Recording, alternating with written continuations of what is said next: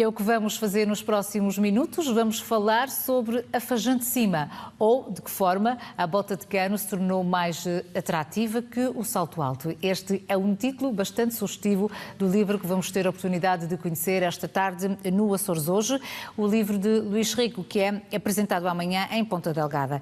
Esta obra estabelece uma linha imaginária entre a vida do campo e também o ritmo citadino.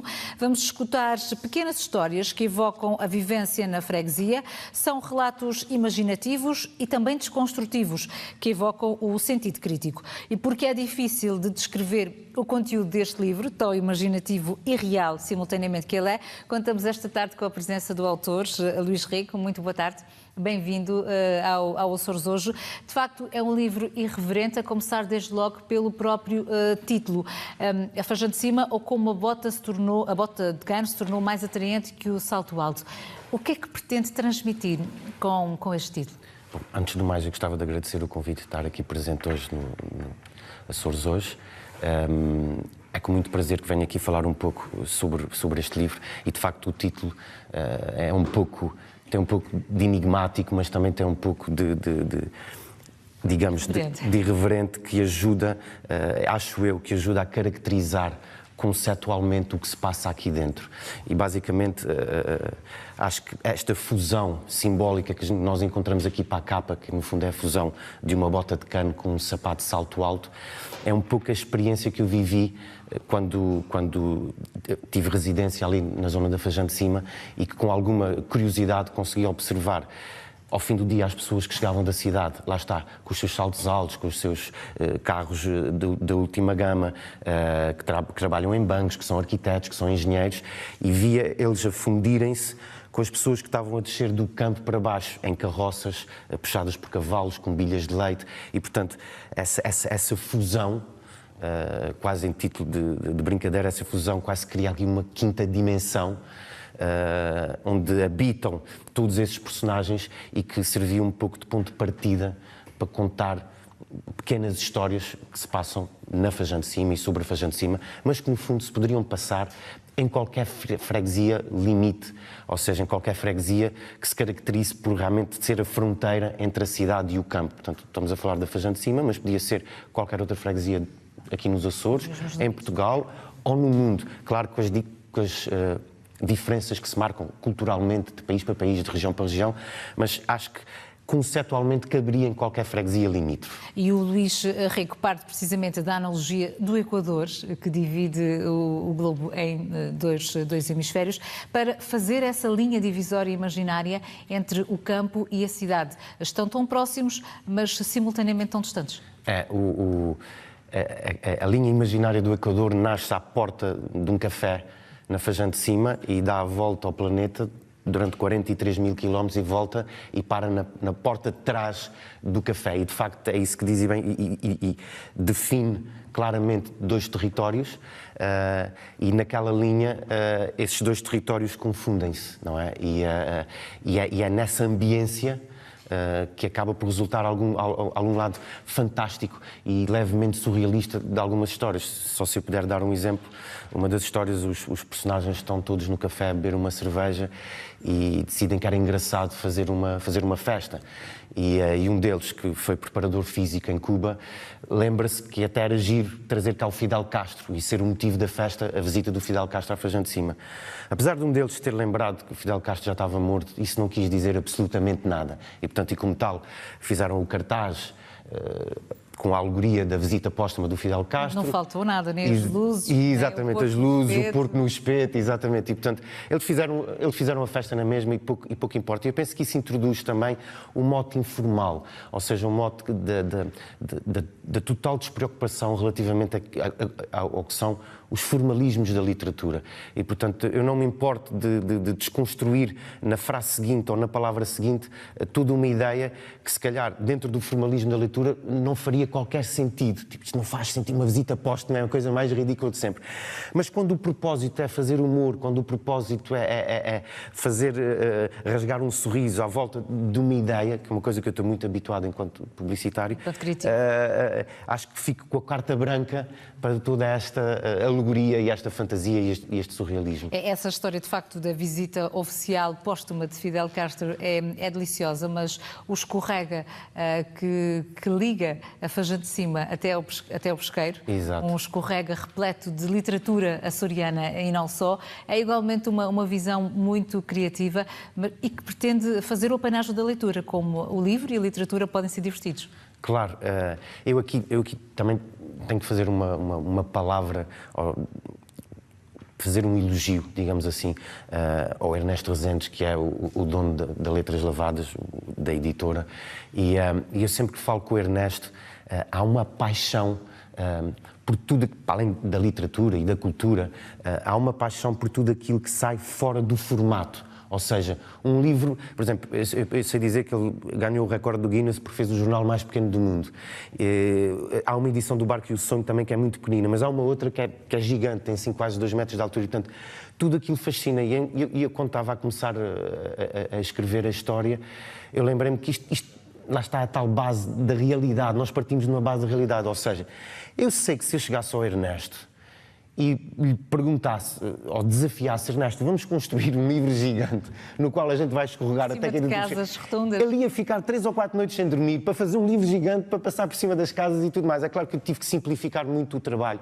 E lá está naquele não formalismo da literatura, que é, nós não sabíamos como é que íamos fazer aquilo.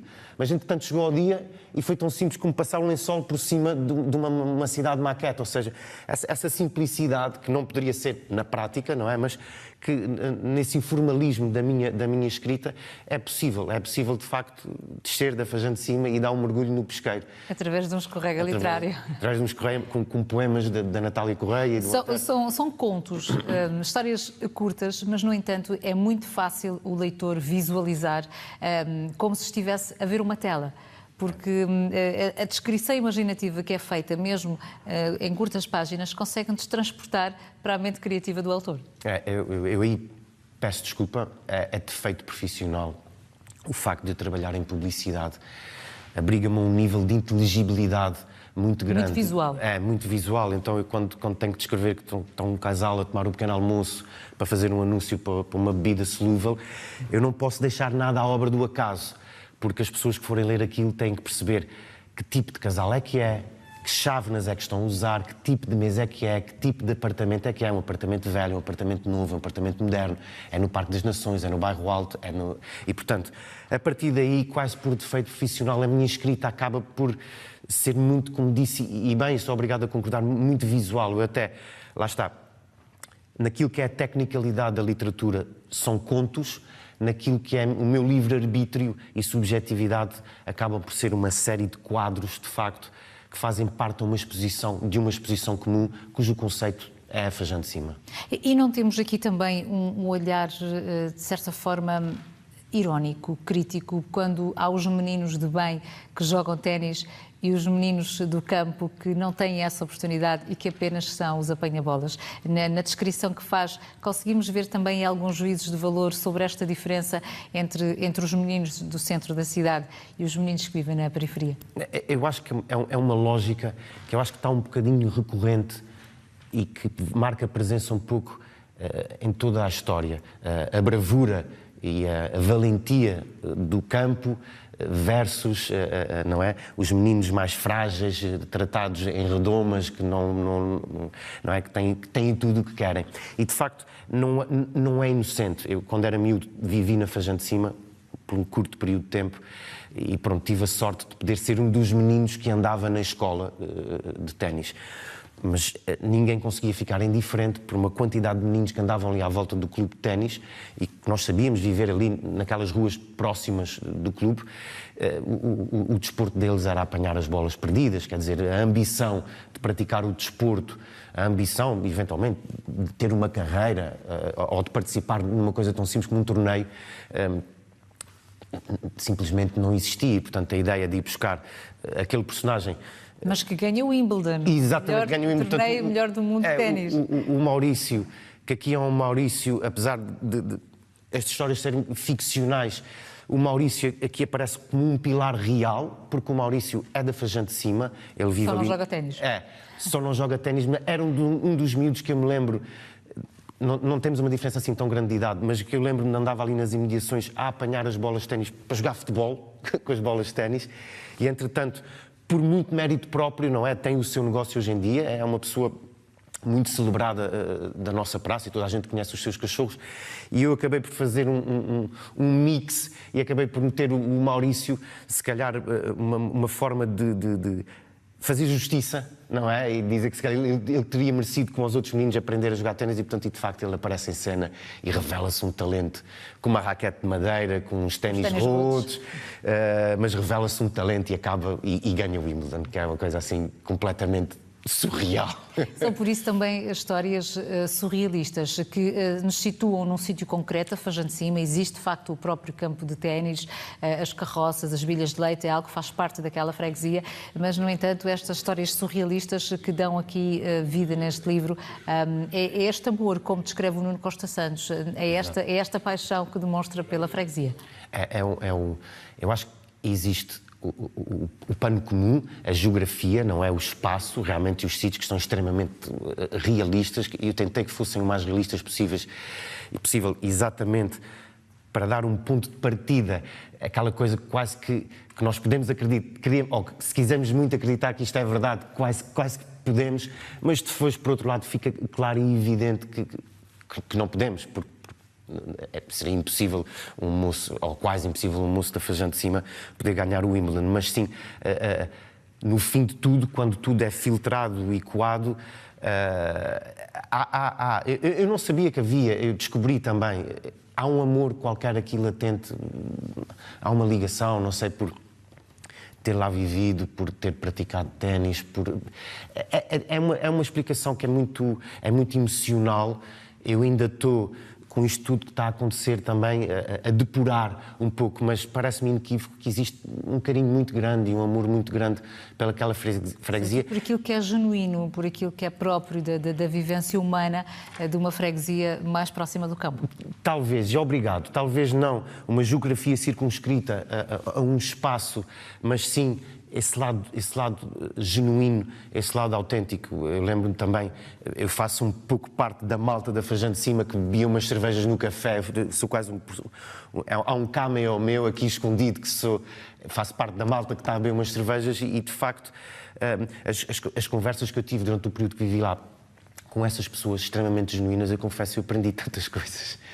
Porque não é um saber que resulta, talvez, dos livros, da universidade, mas é um saber que resulta da vida, do dia-a-dia. E há pessoas que me diziam coisas que eu ia para casa pensar nelas e refletir, porque tem uma profundidade filosófica que eu acho que nem eles próprios estavam à espera de ter, mas estão. E, portanto, são pessoas que, com um sentido muito sério relativamente à forma como olham a vida e as diversas componentes da vida, e é surpreendente. E esse lado genuíno cativou-me. E o café carneiro? Existe, na realidade, esta fronteira que estabelece aqui a separação entre o norte e o sul?